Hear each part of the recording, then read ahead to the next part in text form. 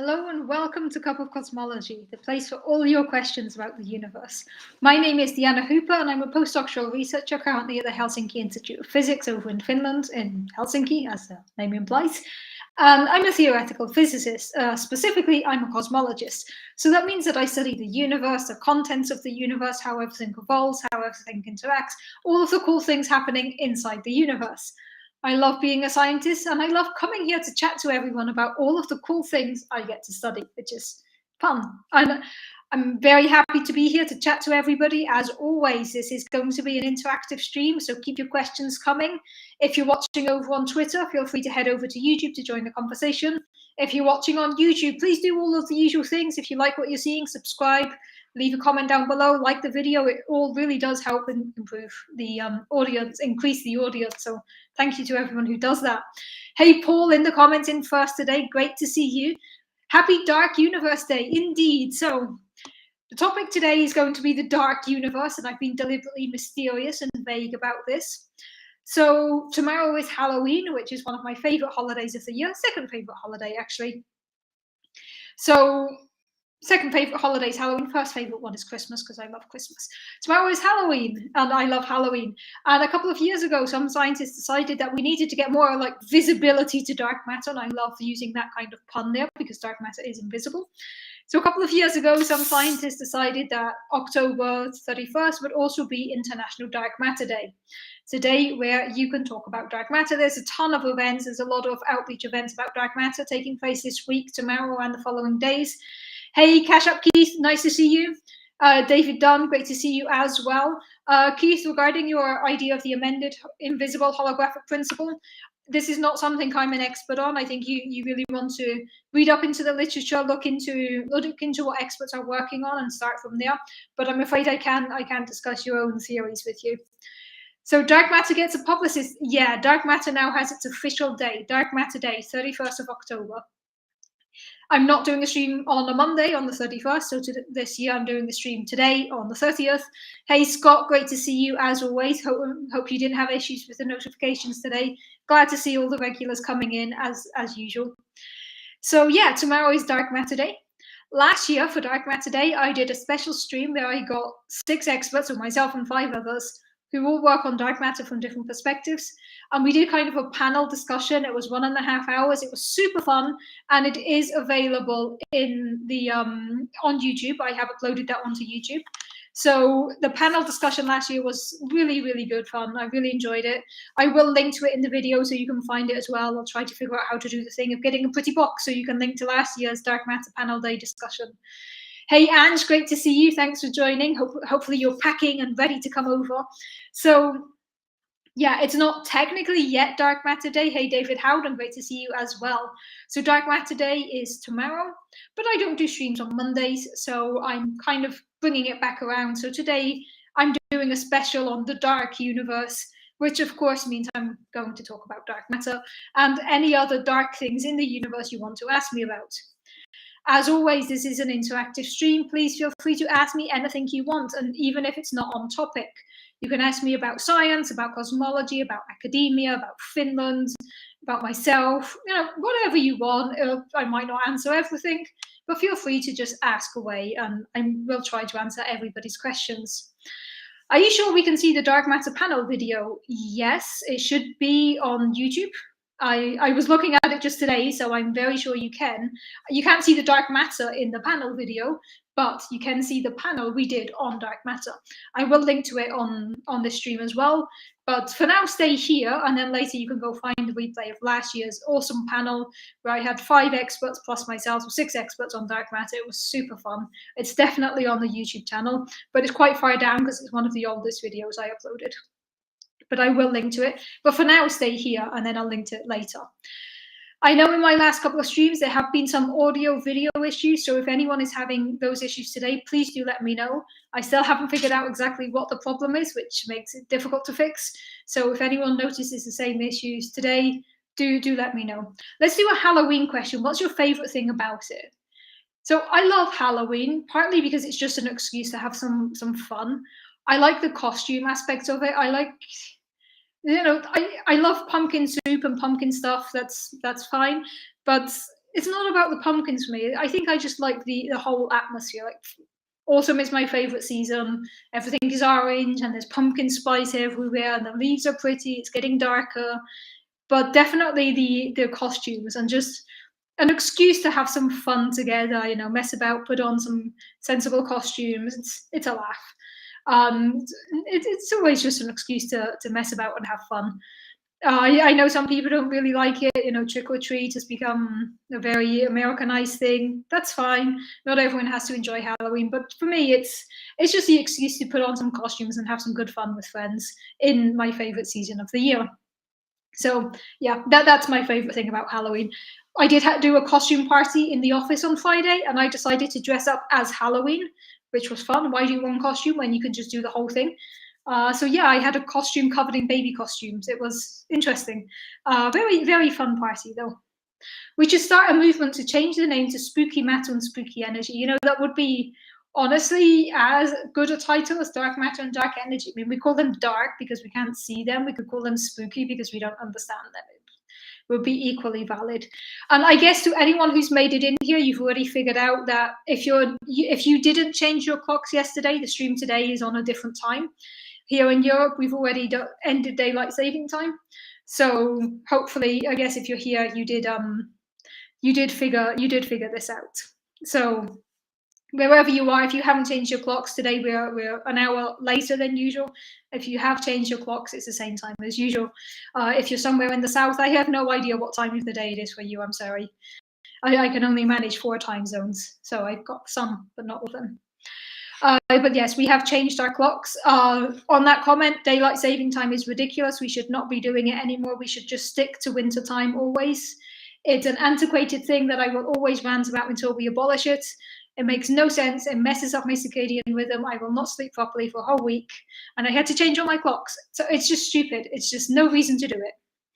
Next week, people in the US will change as well, and then you'll be caught up. And in any case, next week I won't be doing a stream, so then you have 2 weeks to figure it out. More questions. Did your parents encourage you to dress up? Well, as you should know, and absolutely, dressing up is fun. You know, I do remember dressing up a lot as a kid as well. Definitely something we did.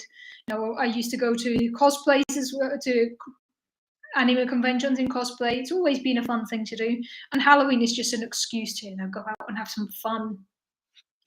I could dress up as Dark Matter and then simply not turn up. Yeah, the thing is, I like turning. Like, I'm not someone who likes parties in general, but Halloween parties, I will always turn up to them. It's like face paints. I hate face paints all of the year except on Halloween when I'm all on board with face paints. So yeah, dressing up as Dark Matter would be fun. I guess I could just go all in black and just kind of bump into people, like you feel my presence, but you can't see me. Not sure. But yeah, there were definitely some physics themed costumes at our party the other day. Some very academia themed ones as well. So it was good fun. Stupid to pretend today is 25 hours long. Yeah, it makes no sense, and we still keep doing it. Maybe the whole world should just be on UTC. Yeah, so I think time zones are perfectly reasonable, actually. Like, it makes sense to have different time zones because the sun does rise and set, at different times for different people. So having everybody on one universal time zone would be confusing to a lot of people. I agree with time zones. I just don't agree with changing the clock every 6 months. Makes no sense. Okay, some more comments here. I'm a little old that 2 black holes that rotate around each other can produce gravitational waves big enough to be captured? That is a great question. Let me just come back to that in a sec because there's some non-physics questions and then I'll come back to that one. Maximizes science fiction of a 25-hour day by traveling via Stargate to do a scientific survey. Excellent use of your 25-hour day there, David. Did you ever dress up as Deanna Troi? I haven't actually done a cosplay of Deanna Troi. I have done a few costumes, but not a Star Trek one. Actually, I've never done a Star Trek cosplay. But given that she is my namesake, at some point, I guess I should do a Deanna Troi costume. Could do the big 80s fluffy hair. I'm not sure if it would suit me, and my hair is way too short for that now anyway. As David Dunn is saying, please do like the broadcast, leave a comment, subscribe if you haven't done so, do all of the usual YouTube things. It really does help boost the audience. I'm seeing a lot more viewers on my channel over the last couple of weeks, which is really, really cool. So please do press all the buttons, do all the stuff on YouTube to help boost visibility. It really does help. Okay, so we do have a question here from James, a physics question. Two black holes rotate around each other, they smash together, they produce gravitational waves, and we can measure this here today. And the question is rotational gravity what affects the collisions? So the thing about these events is they're really, really, really dramatic. If you have two black holes, these are things that are causing huge distortions of space-time. We know that objects with mass distort space-time. The curvature of space-time tells objects how to move. If you have two black holes or a black hole, you have a huge, huge, huge effect, a huge gravitational effect. It's a really massive object. It's going to produce a big gravitational effect. Often we're talking about black holes that are several times the mass of the sun, like 50 times the mass of the sun. It's a big event. It's a big thing. When you have two of these swirling around each other, spiraling around each other, gradually getting closer, you are producing a lot of ripples in the fabric of space, and a lot of these gravitational waves. These crash together, they produce the gravitational waves, these propagate throughout the universe, and we have detected them here today. But the ones that we have detected here, coming from black holes smashing together or neutron stars smashing together, are really, really, really small, to the point that I just realized I'm speaking really fast today, so I'm gonna calm down and try to speak slightly less fast today. You all know this won't last. If I'm hyper, I'm hyper. I can't be stopped. So yeah, these gravitational waves, ripples in the fabric of space-time, their effect on an object is to make it grow in one direction and then in another. So if a gravitational wave passes through you, first you'll get thinner and taller, and then shorter and fatter. So you go fast in one direction, then in another. These gravitational waves coming from merging black holes are ridiculously small. If one of them hits you, you would grow by 1 billionth the width of a human hair. So if you get a hair, you cut it into 1 billion. That's how much your gravitational wave is going to disturb you. So it's a really, really, really tiny effect. This is why when Einstein predicted gravitational waves, he said, if this is a real thing, we're never going to detect it. It's just too small. The way we detect it here is by using lasers that bounce down tunnels on the most precise mirrors ever. Like any imperfections on the mirrors have been completely smoothed off. You bounce the laser on this mirror enough times that you kind of amplify this difference. The lasers go out, they bounce across the mirrors, they come back. If they come back in sync, you don't get a signal. If a gravitational wave passes through, this goes slightly out of sync, and then you get a signal. And this is how we detect gravitational waves, which is mind-blowingly amazing. So the question here was somewhat like basically how much energy is being produced, like how big are these events? So the colliding of black holes is actually a really energetic event, a really dramatic event. But the gravitational waves are really, really, really small. The fact that we can see them at all is basically because we've built this massive, incredible detector that's allowing us to find a difference in length of 1 part in 10 to the 20. So that's 1 followed by 20 zeros, and we're 1 part in that. And that's a tiny difference that we're measuring. So yes, it is a huge dramatic event that is producing them, but also we've come up with an incredibly fascinating way of detecting them. So yes, we detect them with the LIGO and Virgo detectors currently. Kago is going to come online soon. This is also an Earth-based one. And hopefully within the next 20 years, we will launch LISA, which is going to be this within the next 15 years, hopefully. LISA, which is going to do exactly the same, but in space, which is even cooler. I suppose for other weeks when I talk extremely slowly, yeah, sometimes I talk really slowly. Today is not one of those times.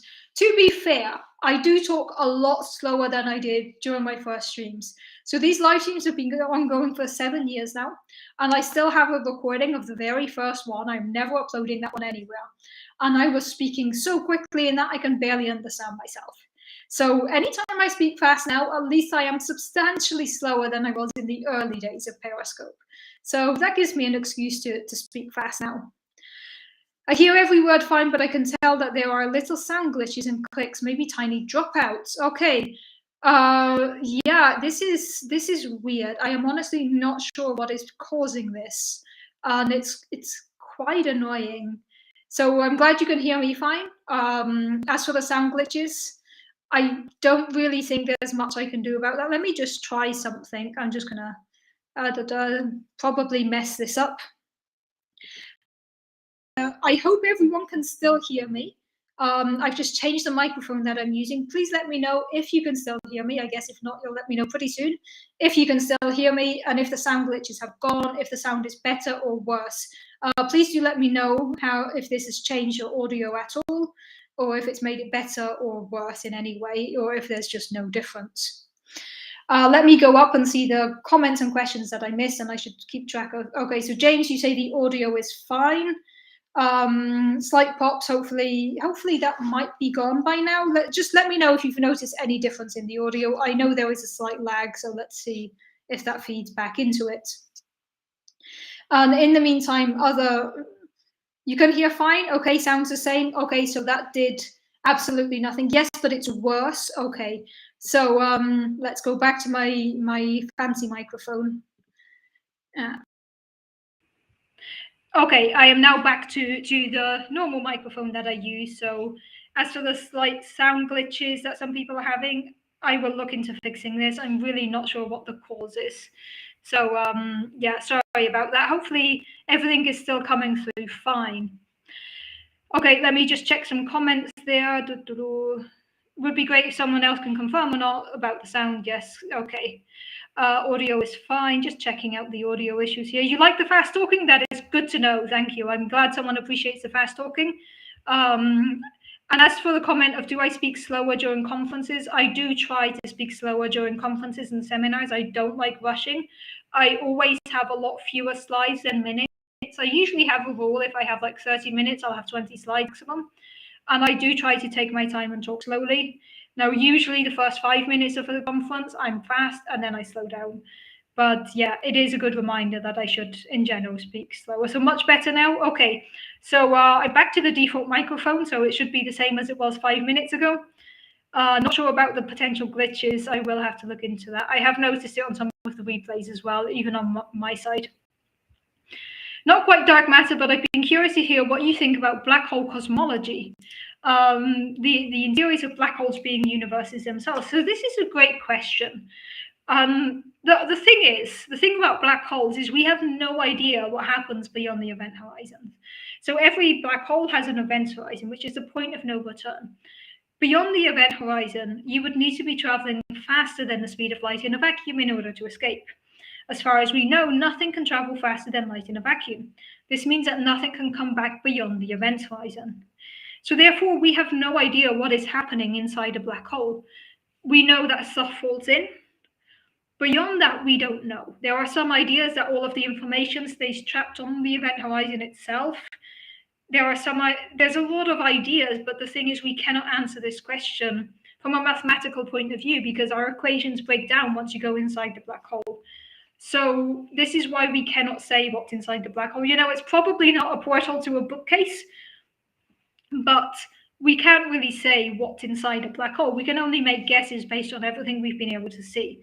There is a hypothesis that, you know, the black hole could be another universe inside, but there's no evidence to support this. And it's the problem that we really cannot know what is happening inside a black hole. And I'll accept black hole questions as dark universe because the title today is Dark Universe, Black Holes Are Dark. I will accept that as dark universe, so that can also come. Comment from James, I think I know the answer now, but follow up. Would gravitational wave be observed from just a rotation of two black holes without colliding? Yes, and here's the cool thing. Anytime you have two objects rotating around each other, they will produce gravitational waves. And this actually causes them to get closer and closer.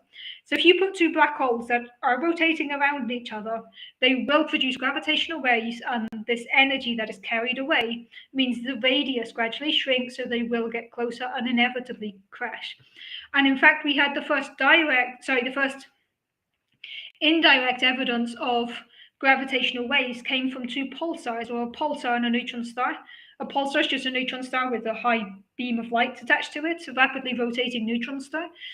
If you have a pulsar and a neutron star going around each other, these produce gravitational waves. And by observing a pulsar and a neutron star getting closer and closer, or the distance between them is shrinking, was the first indirect evidence we had of gravitational waves. This is known as the Hulse-Taylor pulsar. And this is something that won a Nobel Prize. Now, we didn't directly measure the gravitational waves, but just the fact that these objects were getting closer and closer, and therefore producing gravitational waves. Okay, let's see, I should be caught up. Comment from Scott here. Are the gravitational waves more pronounced closer to the source? Yes, they do drop off. The further away you are from the source, the weaker the gravitational waves are, which also allows us, based on the frequency of the gravitational wave, you can figure out the origin of the gravitational wave, which is really cool. So the strain, this effect that I was talking about how much it changes your height, this stays the same. This is what we refer to as the amplitude or the strain. What changes is the frequency because the objects get redshifted. The gravitational waves kind of get shifted throughout the universe.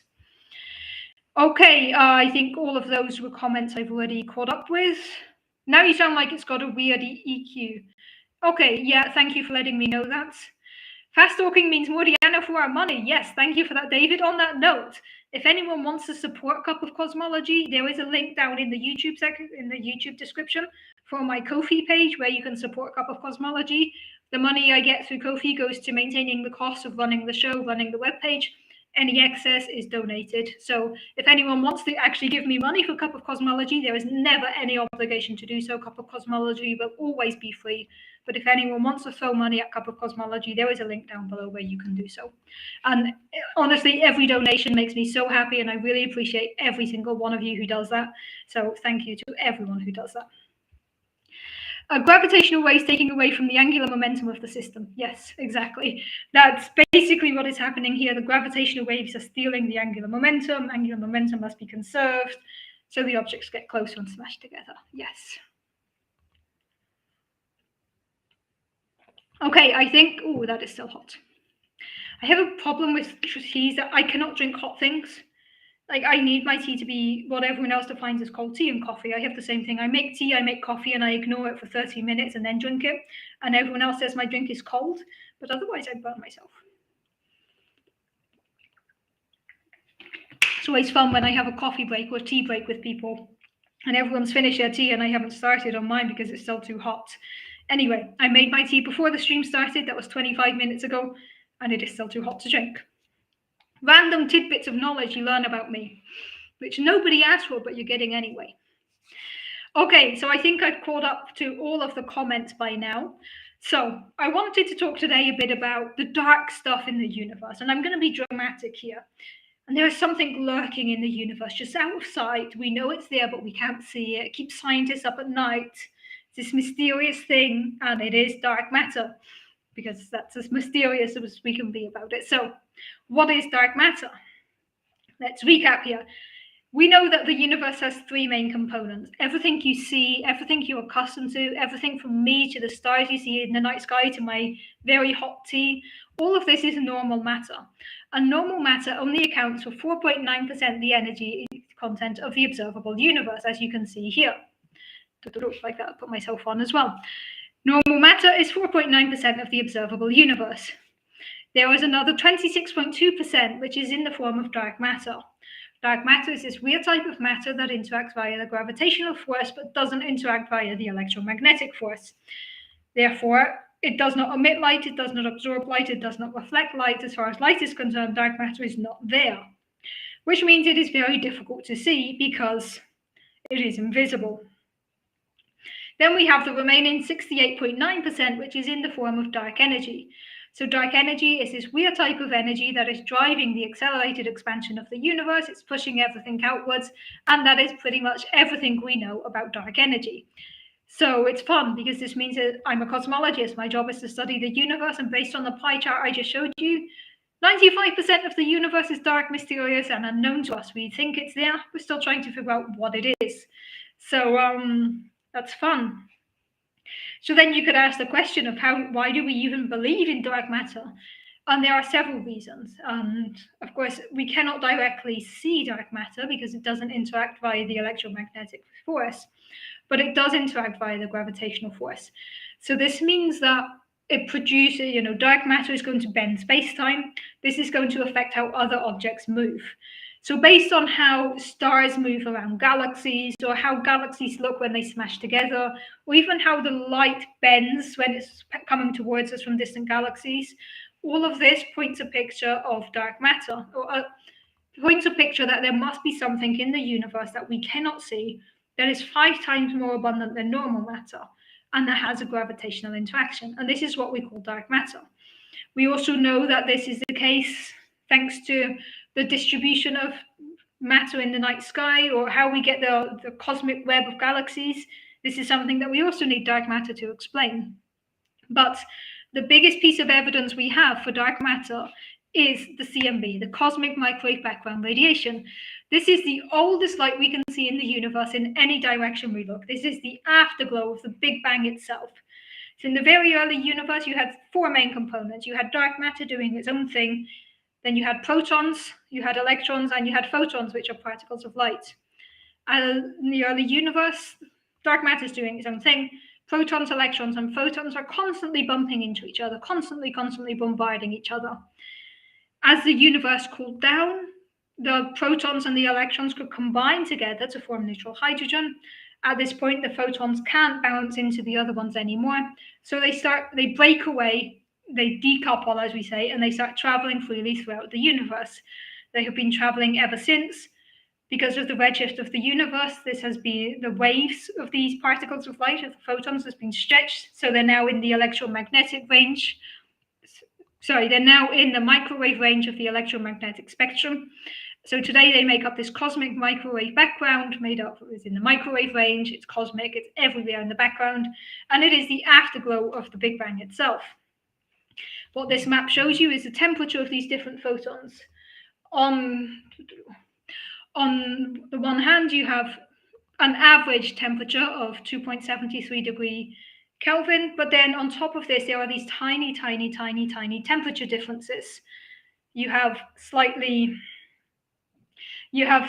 warmer ones and slightly colder ones, but the difference is of the order of 10 to the minus 5. So there's a really tiny temperature difference here, which is what you see as these blue and orange spots.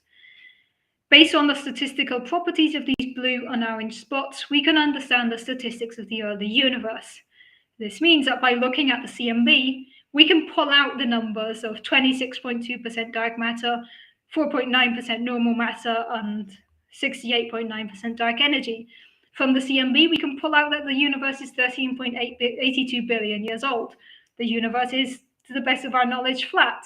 We have a good idea of what the initial conditions of the universe were like, or the initial conditions in terms of how big and small the different fluctuations were.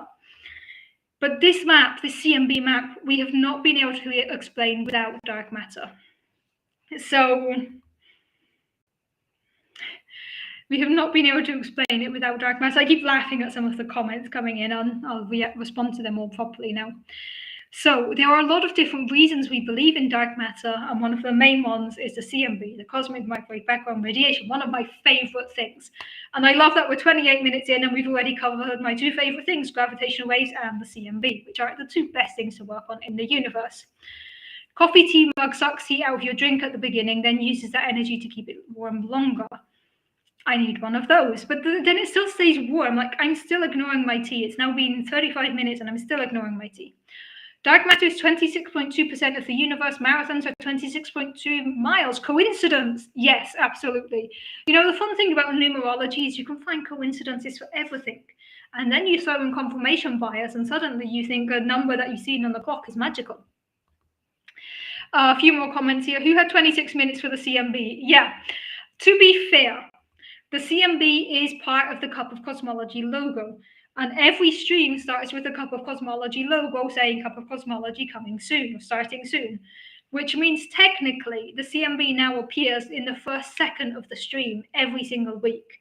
And that is absolutely intentional. The CMB is on the logo partly for that, so that then no matter how long I take to bring up the CMB is always there. It's everywhere, as it should be. You have an excellent question here from Paul.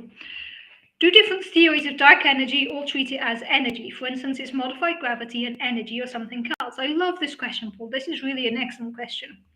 So I said dark energy because that's what we call it in the standard cosmological model. As to what exactly it is, we know it behaves like an energy in the way that it dilutes throughout the universe. But there are a lot of different ideas. The thing is, we don't know what it is. Some people will call it I there's the cosmological constant. That's it. There was like this word that was here in my brain, and suddenly it was so far away. Cosmological constant, and in this case, it's basically kind of almost a fudge factor. Some models of dark energy will treat it purely as an energy. Some will treat it as an extra field in the early universe. Some will treat it as quintessence or a fifth force. So there's a lot of different possibilities. Now, modified gravity is actually not really a model of dark energy, but an alternative to dark energy. So modified gravity asks the question of what if we're missing something in Einstein's general relativity? And if you modify Einstein's general relativity, can you mimic the effects of dark energy without needing dark energy? In which case, dark energy would be a gravitational effect and not an actual new species or component of the universe. So I would say that modified gravity does not count as a dark energy theory, but rather as an opposition to dark energy. Like it's an alternative explanation to dark energy. Currently, the standard cosmological model is dark matter, dark energy, and small amount of normal matter. This is the one that I mainly talk about here. It is the best one we have to explain all of the available data for now, but it doesn't mean it's the correct one. It doesn't mean it's the final version. It's just the best we've been able to find to date. People like working on modified gravity and trying to find ways that we can modify Einstein's general relativity to produce the same effects. Models are at various degrees of successful in explaining different parts of what we observe. But up to now, we haven't been able to find anything that can explain all of the data we have as accurately as lambda CDM, so dark matter, dark energy. Lambda being the cosmological constant and the CDM being the cold dark matter part. So it is a great question. Modified gravity is absolutely an interesting thing to work on because it's an assumption we make. We assume general relativity. Of course, we have very valid reasons to assume it, but it's an assumption that needs to be thoroughly tested at every possible step and every possible stage.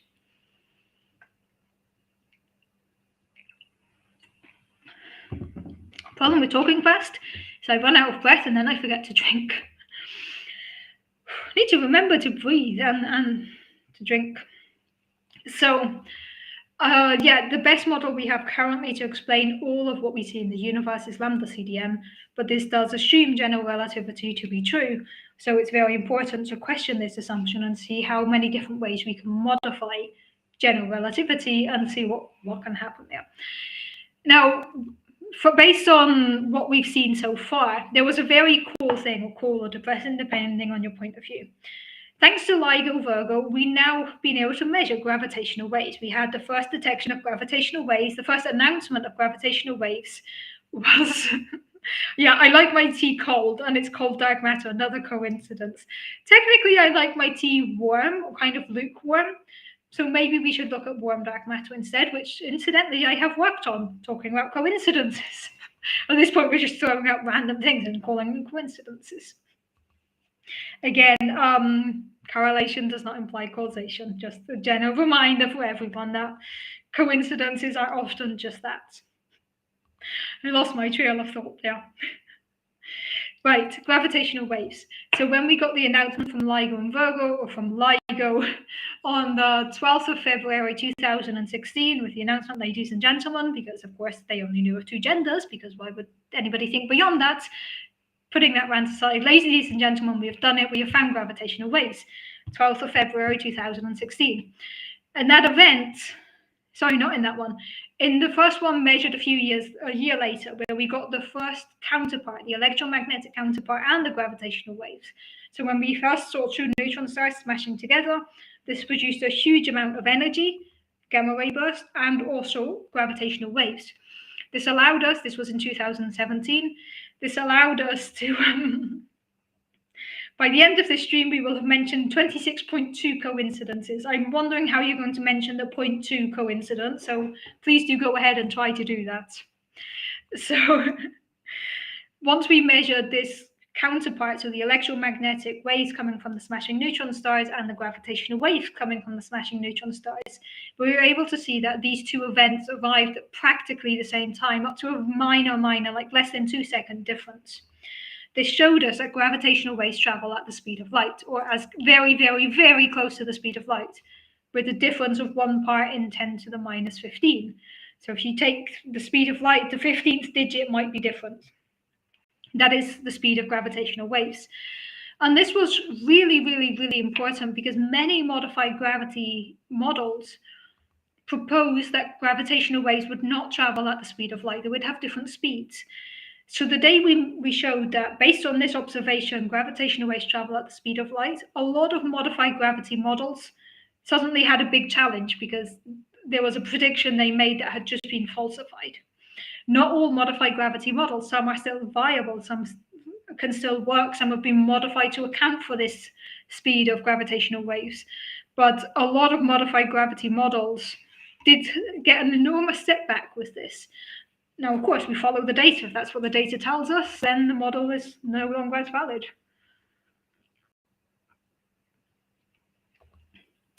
As always, James, there are no stupid questions. You can all try to put that rule to the test, but there are never any stupid questions on this show. It is one of the 3 principles of Cup of Cosmology. The other 2 being be kind, be curious. There are no stupid questions. These are the rules of Cup of Cosmology. They are written on the Cup of Cosmology webpage. There are never any bad questions. So to answer your question here, we're talking about different things. So the question here is, where do gravitational waves belong on the wave spectrum, like light, infrared, microwave? So as far as we know, the universe has 4 forces. We have the gravitational force. I drop a pen, it falls down, it falls on me. We stay in orbit around the sun. This is due to the gravitational force. We have the electromagnetic force, electricity, magnetism. Everything you see is via electromagnetic force. And then we have the strong and the weak nuclear force, which are responsible for holding things together at the atomic scale for radioactive decay. So these are 2 different forces. Gravity and electromagnetism are 2 different forces. Anytime we talk about light waves, we're talking about waves of the electromagnetic force. And this has a whole spectrum ranging from radio waves, gamma waves, microwaves, infrared, and everything in between. And you've probably all seen something similar to this before. This is the electromagnetic spectrum.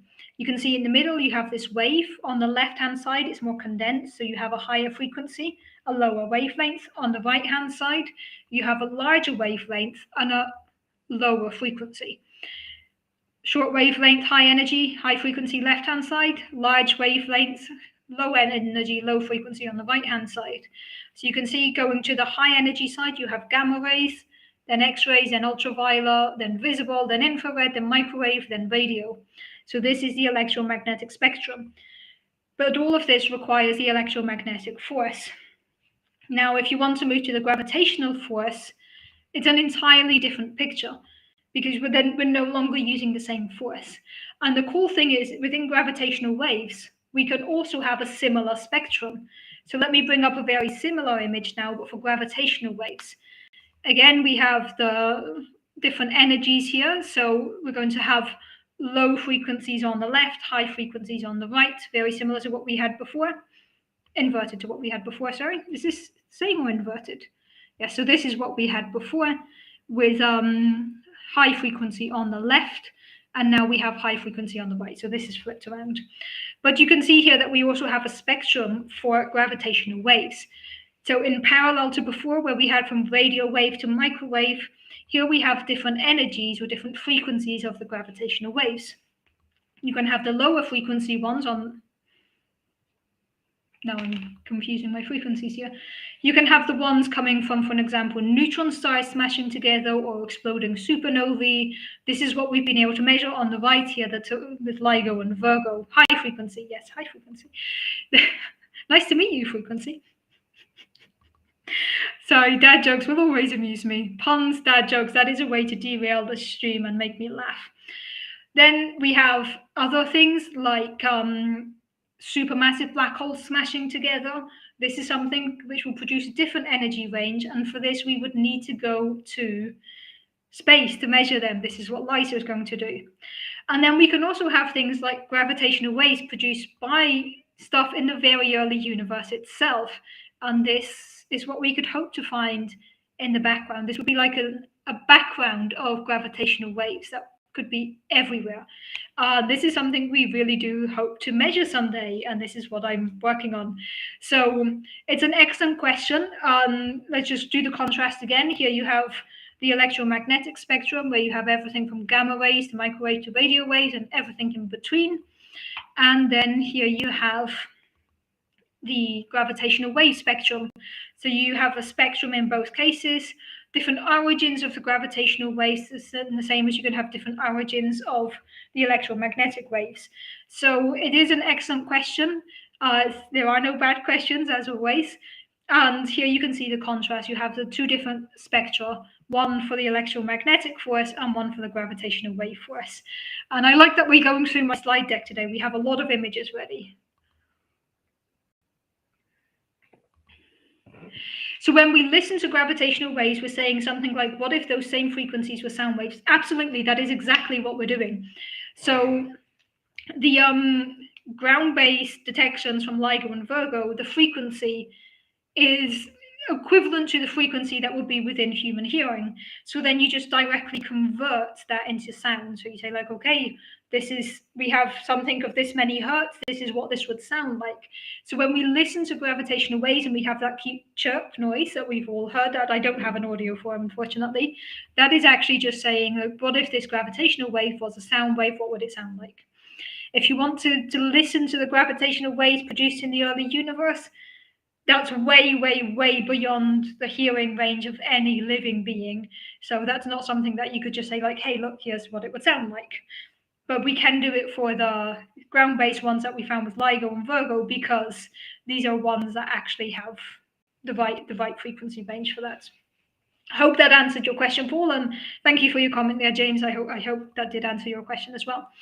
Are gravitational waves affected by gravity, so lenses around heavy objects? Yes. And I know the answer to this question because someone's asked this before on the stream and I had to look it up. And the answer is yes, you can have lensing of gravitational waves. So in the same way that so an object with mass is going to distort space-time, this is going to distort everything traveling through space-time. It can also distort gravitational waves. There are people trying to see if we can ever study the lensing effect of gravitational waves, but this is a small effect on top of a small effect, so it becomes quite difficult to actually see this at any point.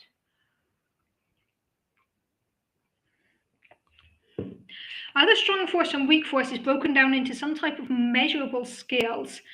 I'm not really sure what you mean by measurable scales here, James. So the strong force holds things together, both quarks inside, for example, protons, and protons and neutrons together inside atoms. So it really only affects things on small scales like particles. The weak force is the one that happens that produces radioactive decay and neutrinos and things like this. So it's stuff that we can measure the effects of, but I'm not sure what you mean about being broken down into measurable scales. It's not something that I can do a direct analogy for, like, hey, I drop a pen, or here's light. So it's quite harder to visualize the strong and the weak force, but as the name implies, one is stronger, one is weaker, and they're responsible really at the quantum level. They're the ones we need to care about. But I'm not sure if that answered your question, so do feel free to rephrase that or to ask again if my answer didn't address your question. If your question is what Paul says, are you asking whether they have frequencies? That is an excellent question. The answer should be yes. I just had to think about that. So all of the forces that we know of have a particle that transports them. We're still trying to figure out gravity.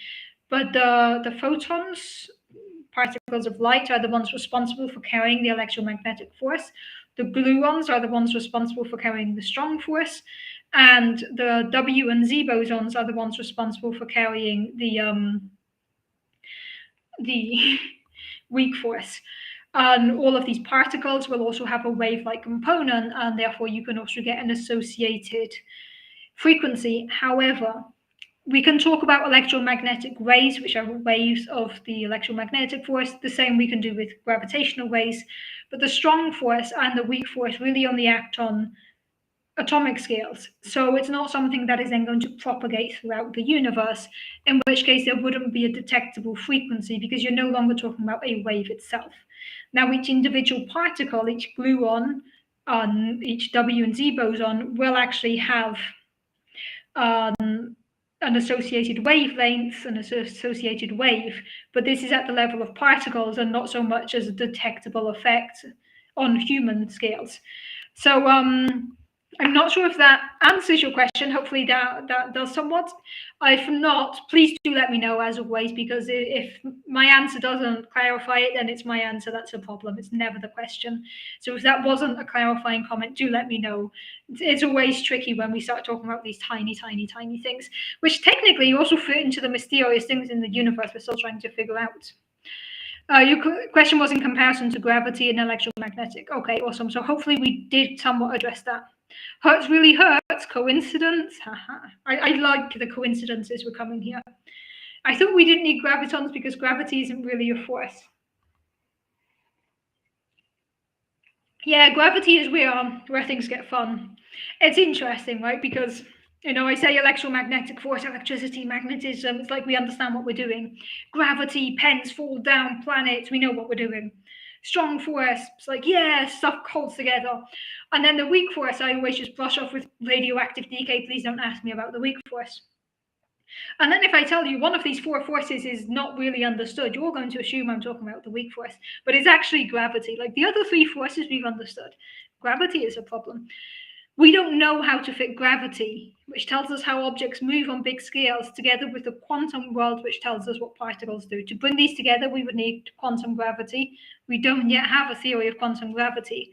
So whether the gravitational waves have gravitons, which would be the particle carrying the gravitational force or not, we're still trying to figure that one out. And now, 47 minutes after starting the stream, my tea is perfectly drinkable. Anyway, if you're ever in a rush, don't give me tea because I will slow us down for a while, or I will just burn my mouth in an excuse to pretend I'm a normal person.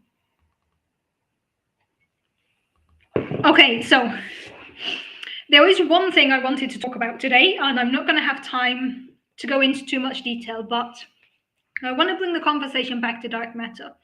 And I've done a lot of streams about dark matter from different perspectives. And one thing that I think is really cool is the question of what is dark matter? Because the answer is we really don't know. So there's a lot of different proposals. You could have, for an example, particles. A new type of particle could be the dark matter. Or you could have primordial black holes, which are black holes formed in the early universe, which may or may not account for dark matter. So there's a big mass range here. Some people have also asked the question of can brown dwarfs, which are failed stars, can failed stars constitute somewhat dark matter? Can we have massive objects that are dark matter? And the answer is maybe. So there's a lot of different things that dark matter could be.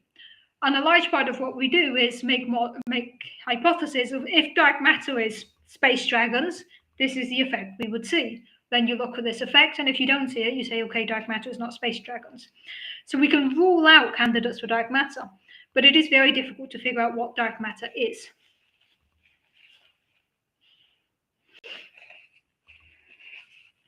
You once a comment from Paul. I once heard that all forces could be thought of as curvature of space, except for the fact that gravity is the only force that affects all things, so it's the only one that makes sense for that.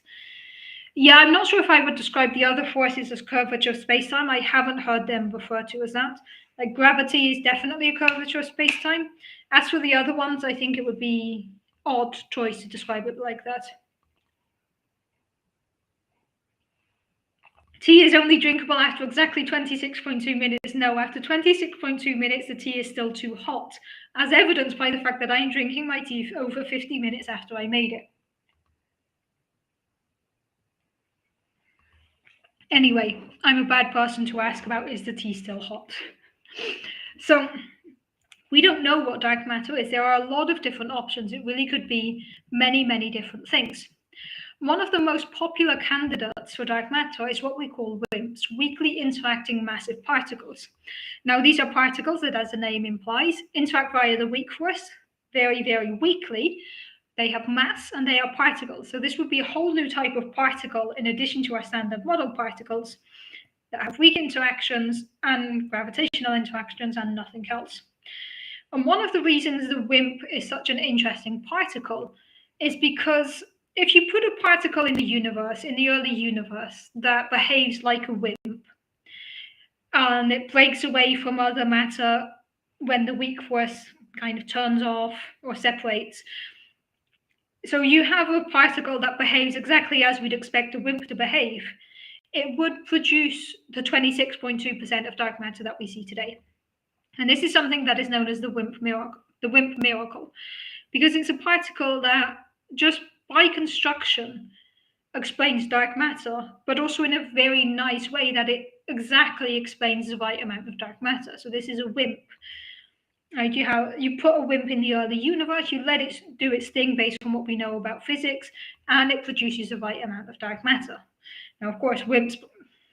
Some people dispute this as a miracle because if you construct something to do something and then it does it, but it's not just like we constructed WIMPs to do this. We constructed WIMPs to explain dark matter, but not necessarily the right amount. Or we constructed the model of WIMPs, but not necessarily the right amount. And then it does give us the right amount of dark matter. So the WIMPs, weakly interacting massive particles, are a very interesting candidate for dark matter, and it is one that is, we know how to search for WIMPs. We can make our detectors where we can test the WIMP hypothesis. And this is what we do in a lot of different experiments where we try to look for WIMPs, and we have not yet found any, which puts the WIMP model under a bit of stress because we haven't yet found WIMPs. People have been looking for 10, 15, 20 years. We haven't yet found WIMPs. Now, of course, there's always the thing of maybe we're just not looking in the right direction, or maybe we're not looking in the right energy range. Maybe we're not looking at the right interaction, the right amount of weak interaction. So there are still a lot of different ways that WIMPs could be dark matter. But some people are thinking that now is the time to move beyond WIMPs because we haven't found them yet and we kind of expected to. It's fun because for the last few years, I feel like I go to a seminar that's like, WIMPs are dead.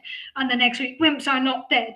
So every week there's a different take on WIMPs, but they are still very much a viable dark matter candidate. But there's another dark matter candidate that I think is really, really, really interesting, which are axions. And yeah, I am just going to brush over the fact that I recently made a disparaging comment about axions. Axions are a very, very interesting dark matter candidate. So one cool thing about axions is it's a different type of particle. So it's not a WIMP, it's a different type of particle that could explain the dark matter we have today. It also has a very nice justification that comes from like the CP violation, so the chirality parity violation in the early universe. It's a cool thing that you can physically justify. But the thing I like about axions is that we know how to look for them. We can cover all possible mass ranges. Now, the reason here is that axions have a small coupling or change with photons, with particles of light. So basically an axion, if under the right conditions, can convert into a photon and back. The right conditions involve a magnetic field of a specific strength. And one experiment to search for axions is what we call the shine a light through a wall experiment. WIMPs are scared and hiding, acting like the name implies. Yeah. Physicists have fun with naming things. There's another type of dark matter candidate, which is called machos. And you see papers like WIMPs versus machos. And physicists like doing stupid things like that. So anyway, you have axions.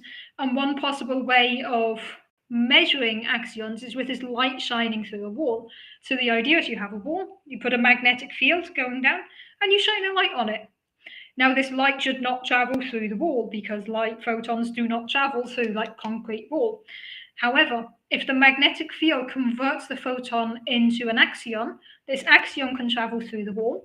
And then on the other side, if you have the right magnetic field, you can convert it back. So this light shines through a wall experiment is very simple when you think about it. You put a torch, not a torch, it's obviously, this is a very simplified version of it, but you shine a light onto a wall with a specific magnetic field and you see if anything comes out the other side. You can gradually tweak the magnetic field and you can tweak the intensity of the light beam to see if at some point you get this light shining through a wall. So this is something that is really, really cool because we know how to cover all possible ranges. Like with WIMPs, whatever you do, you could always say maybe it's just a different mass range or different this range. But with axions, we know how to look for them, and we are doing this. We are gradually scanning all possible regions of magnetic fields and light intensity, and again, simplification. But we know how to look for axions, and I think they're very cool. But another cool thing is that we don't necessarily need to do this ourselves. There might be circumstances in the universe where you can produce axions and measure them in different ways. This is bringing me back to 56 minutes in. I'm getting to a thing I did want to talk about today. 56 minutes. So we are going to go over 1 hour today, but I guess I'll use up my now cold tea first. So, a couple of weeks ago, there was a gamma ray burst. Now, a gamma ray burst, as the name implies, is a burst of gamma rays. Going back to our electromagnetic spectrum earlier, you might remember gamma rays are the most energetic form of electromagnetic waves. So gamma rays are these really, really high energy bursts of light. Hey, Ian, amazing to see you here. Haven't seen you in a while. Your daughter has become a giant fan of Jupiter. Absolutely love that. Jupiter is an amazing planet. Not my favorite, that's Saturn, but Jupiter is an amazing planet. Happy Halloween to you as well, Ian. So if anyone doesn't follow Anthropoid here in the comments, please change that. Please do follow Anthropoid. Amazing neuroscientist. You'll learn a lot. And the person who got me into live streaming. So great to see you here, Ian. So at the beginning of October, scientists detected a gamma ray burst. And gamma ray bursts are just these bursts of gamma rays. Now, this gamma ray burst is now being referred to as a boat. Similar to the GOAT, greatest of all time, this gamma ray is now being referred to as a boat, as in brightest of all time. Again, excellent at naming things. This gamma ray burst is from, we think, is from a star that's reached the end of its lifetime. It's exploded as a supernova. The core has collapsed as a black hole. And when this happens, you can have specific jets, high energy jets. Now, if these jets happen, if you're looking, so imagine you have the collapsing black hole and you have the jets in this direction, one going up, one going down. If you're looking from the side, you will see the jets. But if one of the jets hits you straight on, you will receive a gamma ray burst. So when a star goes supernova, it can produce these gamma ray bursts. And if they're pointing directly at you, you get to see the gamma ray burst instead of just like, hey, there was a light beam in that direction. They'll get that name after a brighter one comes along. It's the brightest of all time so far. So they should kind of do a boats of the end. Brightest of all time so far. I guess that's the thing, right? It's the greatest of all time till now. So the gamma ray of all time, yes, let's call it a GOAT. The gamma ray of all time. Just catching up with comments there. Okay, so yeah, this brightest of all time gamma ray burst came from a supernova, we think, about 2 to 2.5 billion light years away from here, which is quite far. 2.5 billion light years away is a big distance. So this means that this actually went supernova to 2.5 billion years ago, and it's just taken quite a while for it to reach us. But this was the biggest gamma ray burst, the brightest gamma ray burst we've ever seen. It lit for a brief moment in the gamma ray spectrum. It actually outshone the Milky Way in our detector. Now, one of the best detectors we have for gamma ray bursts is the Fermilab, which is a telescope we have going around the Earth looking exactly for gamma ray bursts. But this gamma ray burst is what we call a long-lived gamma ray burst. So the event lasted a few hours. There's also short gamma ray bursts, which only last a few minutes. So this was a large gamma ray burst, a long-lived gamma ray burst, the brightest of all time. There are several really, really cool things about this. The first one is it's the closest we've ever seen, which is the reason it's the brightest, which means it gives scientists an amazing chance to study a lot more about gamma rays. Another cool thing is that this gamma ray burst actually affected the atmosphere of Earth for a very brief period of time.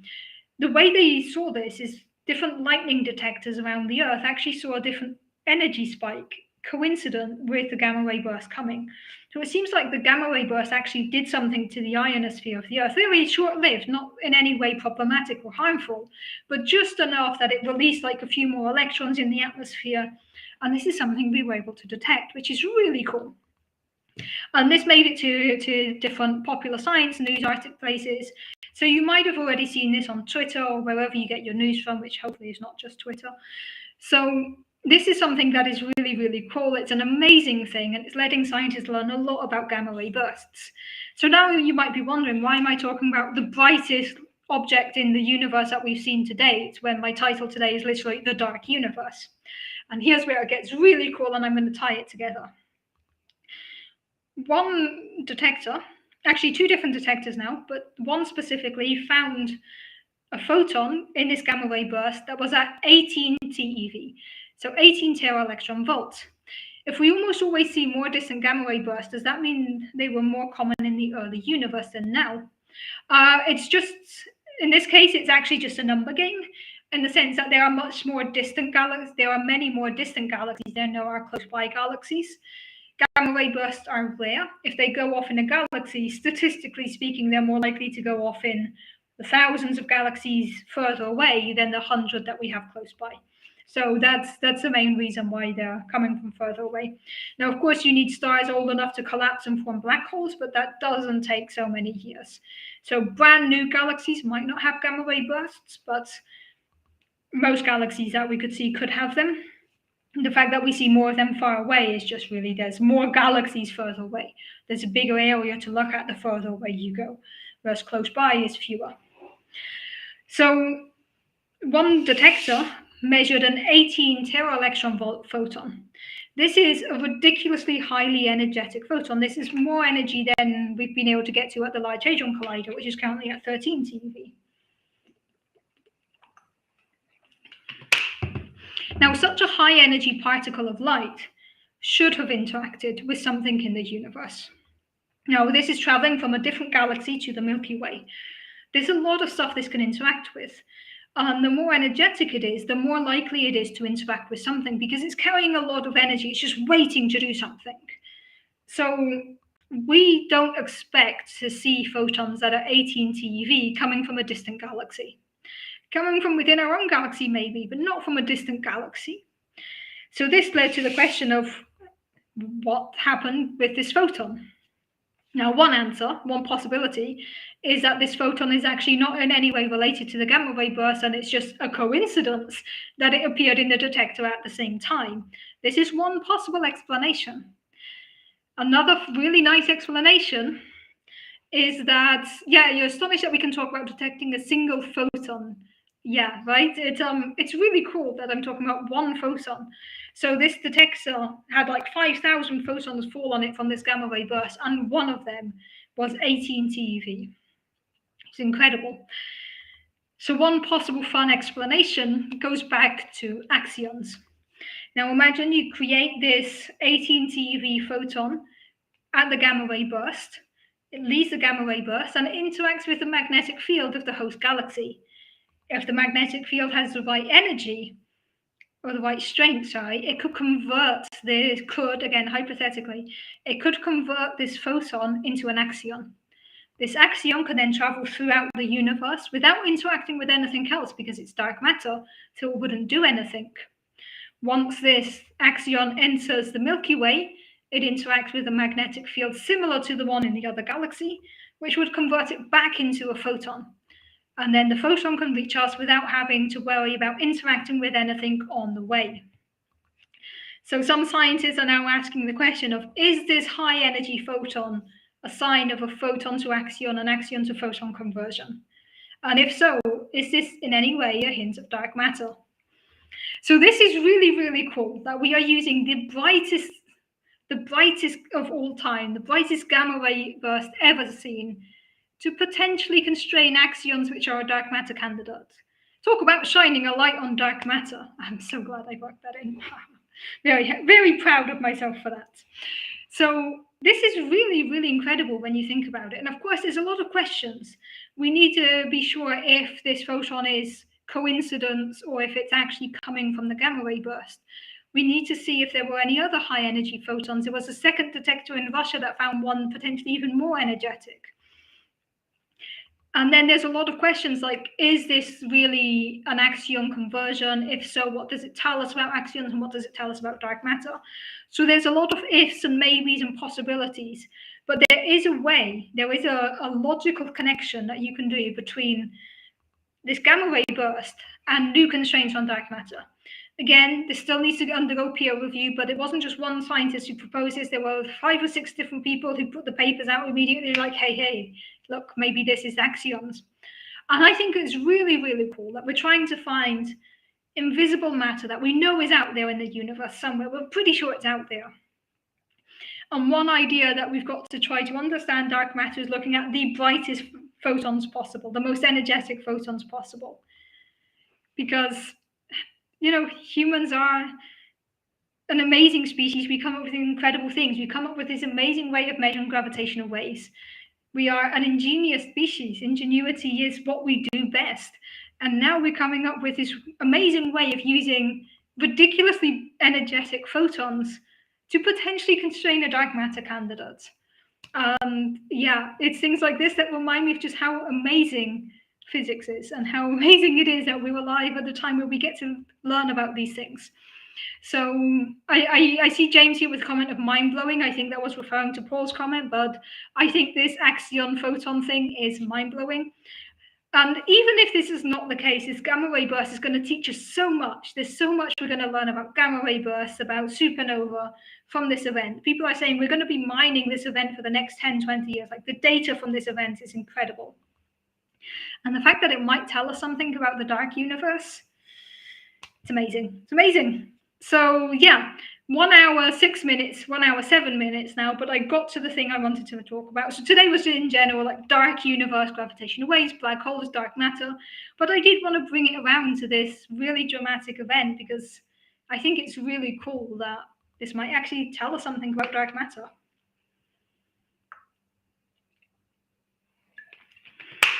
I hope you all agree that this is a very, very cool thing.